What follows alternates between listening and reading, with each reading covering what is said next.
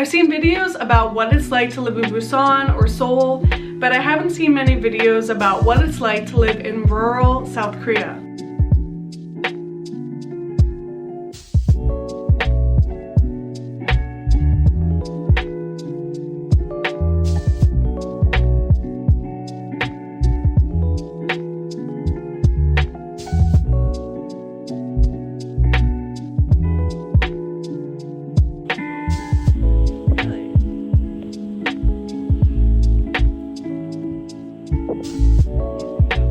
Hi there, my name is Anne and I'm the creator behind Where's Anne.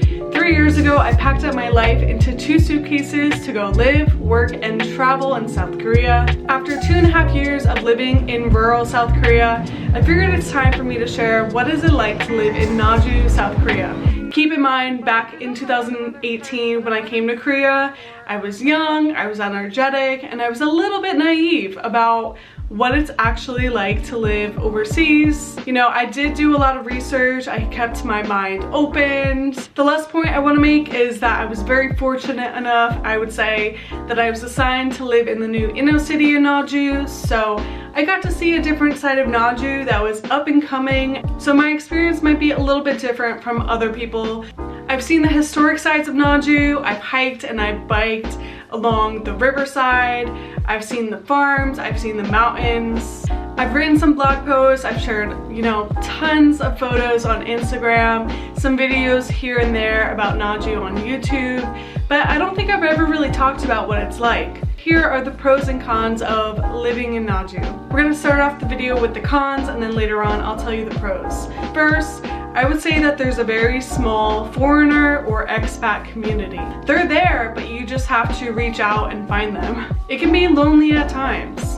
On the weekends, many of the English teachers will go down to Mokpo or up to Gwangju on the weekends because, you know, there's just more things to do for shopping. Some of my Korean coworkers used to tell me that they would go up to Seoul or other Korean cities to visit their family. You know, there's just a lot more things to do outside of Naju. You know, it's kind of like similar to the USA, how many people will go to Philly or Boston or New York City or Chicago because there's just more things to do in the bigger cities. My advice would be to join the Facebook group Naju or Gwangju to see what events are happening, you know, see what other foreigners are planning to meet up, and you'll see that there are foreigners out there, but you just have to find them. For me, I found that there were not a lot of other foreigners when I was walking around Naju, so don't be surprised if some of the natives are staring at you or giving attention or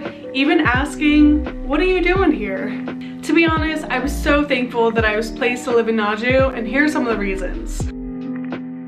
First, you may notice that Naju is located on the Honam line. So that means that Naju has its own train station. So if you're trying to get up to Seoul or if you're trying to, you know, go to other cities, you could easily take the train. There's slow options, there's also the faster options. I found out that I could pay about $50, about 55,000 Korean won to visit up Seoul. If that's on a weekend or a holiday season, it might be a little bit more money depending on the time and the hours. But if it was a Friday and it was after work, I was trying to go up to Seoul, you know, to explore more of Seoul or maybe meet up with other people, then I could easily take the train and go about 2 hours on the train, and there I am already in Seoul. I found that super helpful when I was traveling overseas to other countries. I didn't have to worry about, you know, the 4 hours to get up to Seoul. I've also mentioned this a few other times throughout the videos, and if you're not very familiar with my other videos, I was placed in the new Naju Innocity. They call it Bakerum. So they have the big observatory in the center of the lake park, and that's kind of like the new trendy place to go. I really consider Naju as like my hometown because I have been here for almost 2 years, and I work here, I live here, I have explored a lot of Naju, and it's a bit of country, but also now that I live in the new inner city, I feel like it's a mix of what to me I want my home to be. You can walk to the top of the observatory to see the ultimate 360-degree view of the Vikram city, and it's really pretty to see the water and people walking.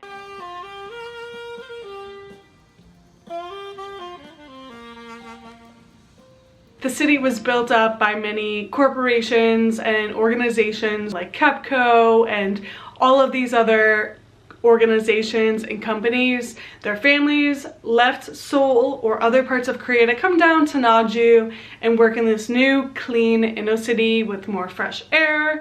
And again, the train station's right there. They could easily hop on the bus or the train and, you know, go back up to Seoul for the weekend.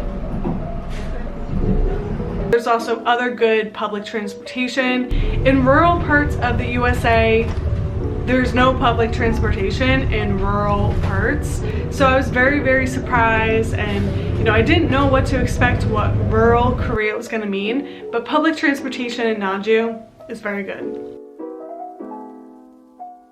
Along with the public transportation being good and affordable, I want to say that the public housing and the cost of living in Naju is a lot more affordable, you know, compared to Seoul or the other bigger cities. I mean, Naju is starting to become a little bit more expensive because it's a lot more newer and things are more cost efficient, but I want to say that the cost of living is a lot more cheaper. If you're into, you know, cycling or hiking, Naju is fairly flat.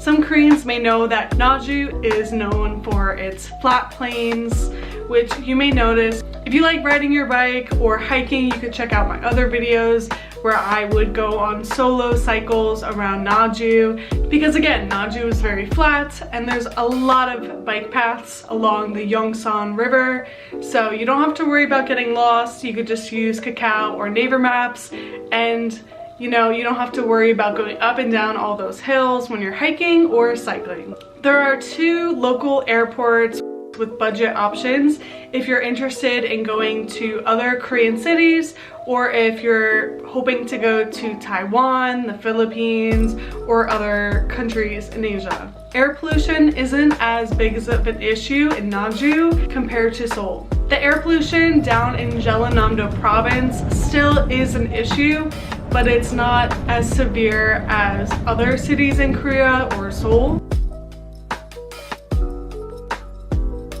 In the recent years, thousands of families have moved from Seoul or other Korean cities up north. They've moved down to the south for the promise of cleaner air and better food. One of the largest filming site locations. If you're interested in Korean movies or K-dramas, Naju has one of the largest filming site locations. Check out my video where I did a nice little tour of the whole drama site.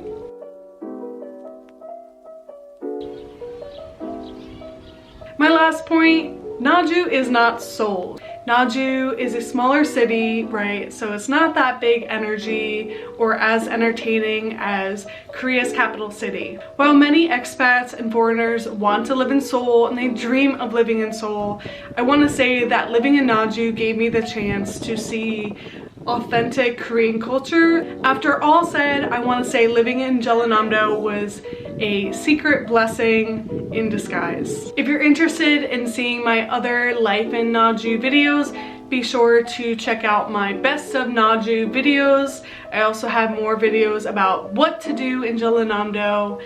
If you're interested in seeing more of my travel videos or what it's like to live in South Korea, be sure to check out my Best of Naju series, and I also have a Jeollanam-do series where I talk about what to do down here in rural South Korea. If you have any questions or comments that you want to say about Naju, or if you have any video ideas for me, please leave me a comment. I find it really helpful to know what type of videos you guys want to see. And again, thanks for watching, and I'll see you in the next video.